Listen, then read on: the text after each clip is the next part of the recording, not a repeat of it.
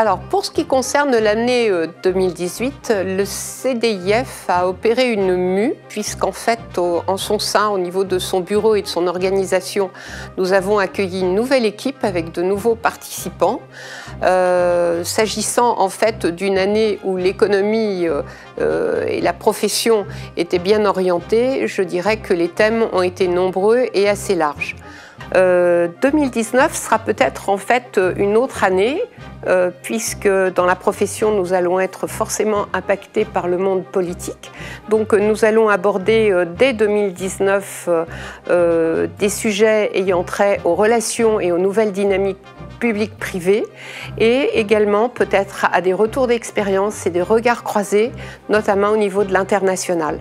Voilà, puisqu'avec les Réinventons Paris de l'année 2018-2019, je pense que l'avenir nous laisse peut-être davantage de perspectives au niveau également international.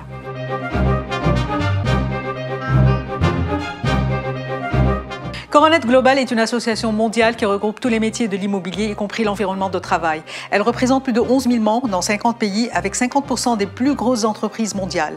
Plus de 500 événements sont organisés tous les ans avec 3 sommets mondiaux, réunissant de 700 à 3 000 personnes. Se connecter donc à Coronet Global, c'est s'offrir une carrière internationale. L'année qui vient de s'écouler a été très riche en événements locaux et internationaux. En France, nous avons organisé plusieurs événements et tables rondes autour du Flex Office avec Neomad, JLL et Orange, avec WeWork, un échange sur leur stratégie de développement, la créativité au cœur de l'innovation avec le groupe Accor, The Camp et Steelcase, une expérience de travail améliorée chez Workwell, et enfin, chez ACA, Stéphanie Akaoui nous a présenté l'architecture des interactions et comment penser l'espace de travail pour attirer et retenir les talents. En 2019, nous allons mettre un accent particulier pour inviter plus de young leaders à nous rejoindre. Nous souhaitons donner la possibilité à de jeunes talents de développer leur expertise immobilière à travers un programme dédié qui leur sera présenté fin mars. Enfin, en termes de perspective, les tendances internationales montrent que les dirigeants cherchent à utiliser leur stratégie immobilière comme levier de recrutement et de fidélisation des talents. Mais aussi, on parle de plus en plus d'usage et d'expérience. Les millénials vont prendre le pouvoir, en fait ils l'ont déjà pris. Sommes-nous prêts à répondre à leurs attentes? Que veut dire donner du sens au travers de l'environnement de travail? Et enfin, est-ce que le directeur immobilier de demain ne sera pas plus qu'un expert de l'immobilier?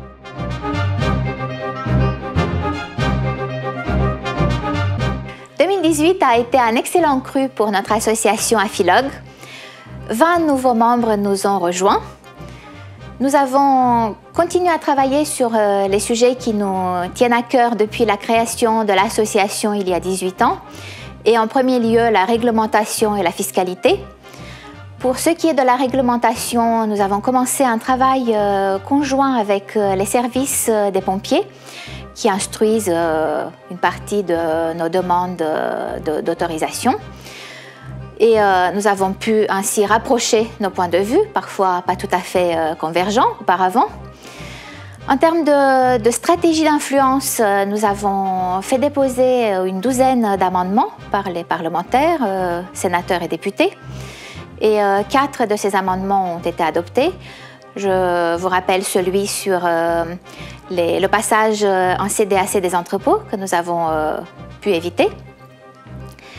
En termes d'événementiel, nous avons organisé nombreuses visites techniques, conférences, journées de travail, ateliers, commissions, comme à l'habitude, mais aussi 2 étapes de notre Tour de France à Afilogue de la logistique. Une étape dans le Grand Ouest à Nantes et une étape à Metz dans le Grand Est. 2019 encore et toujours la fiscalité et la réglementation. Nous avons encore beaucoup de travail sur ces 2 thèmes. Nous continuons à faire des propositions pour simplifier la réglementation et raccourcir les délais d'instruction de nos dossiers.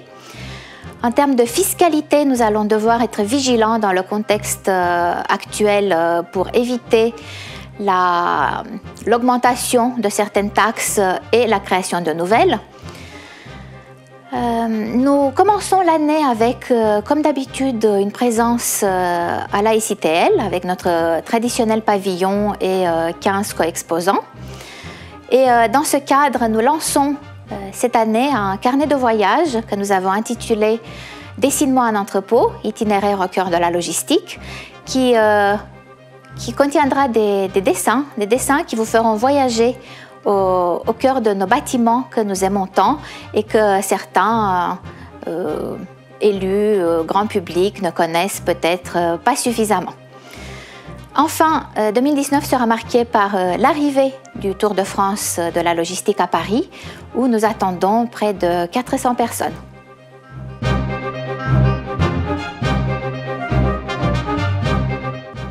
Supply Chain Village est un média professionnel qui associe une newsletter quotidienne, un site internet de contenu et une web TV. Cette web TV constitue le socle éditorial, mais aussi l'originalité de ce média entièrement digitalisé. Supply Chain Village, c'est à ce jour 14 séries d'émissions, dont un JT hebdomadaire, un quiz, mais aussi des débats, des interviews et des reportages. Lancé en octobre dernier, Supply Chain Village a déjà réalisé plus d'une centaine d'émissions sur site ou en studio.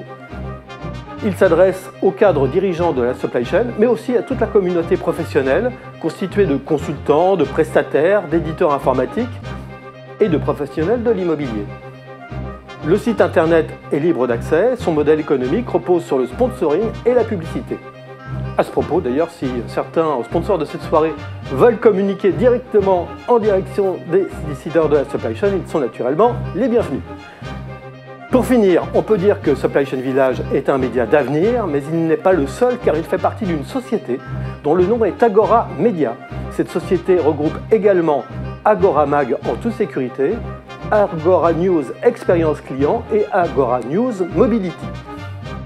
À terme, Agora Media a pour vocation de devenir la première web TV des cadres dirigeants des entreprises, tous secteurs confondus.